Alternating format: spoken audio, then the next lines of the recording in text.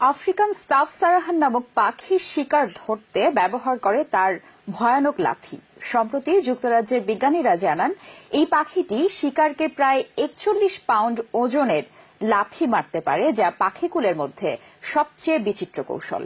এমনকি ভয়ানক সব বিষধর সাপকে চোখের পলকে সে মেরে ফেলে। পাখিটি সম্পর্কে বিস্তারিত জানাচ্ছেন শামীম এহসান।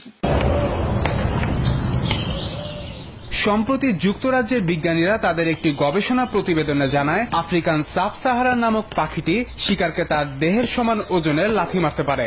এমনকি ভয়ানক সব বিষধর সাপকে পা দিয়ে এক নাগাড়ে ৩৫ থেকে ৪১ পাউন্ড ওজনে আঘাত করতে পারে।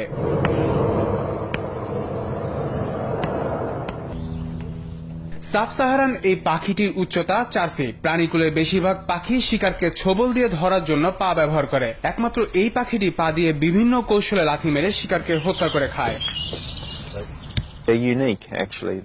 এরা অসাধারণ, অতুলনীয়। পুরো বিশ্বে এদের মতো বিচিত্র আর কোনো পাখি নেই। এরা সাধারণত মেরুদণ্ডহীন প্রাণী খায়। পাখিগুলো এতটাই কৌশলী যে কোনো বিষধর সাপ কখনোই এদের স্পর্শ করতে পারে না।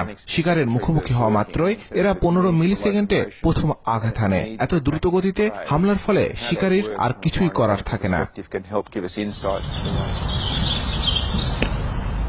ইউনিভার্সিটি অফ লন্ডনের বিজ্ঞানীরা আরো জানান সাফ সাহারান তার শিকার দেখা মাত্রই অতি দ্রুত পরিকল্পনা অনুযায়ী আক্রমণ করে। এমনকি শিকারকে মারতে কয়টি লাথি মারা প্রয়োজন সেটাও এটি আগে থেকে নির্ণয় করতে পারে।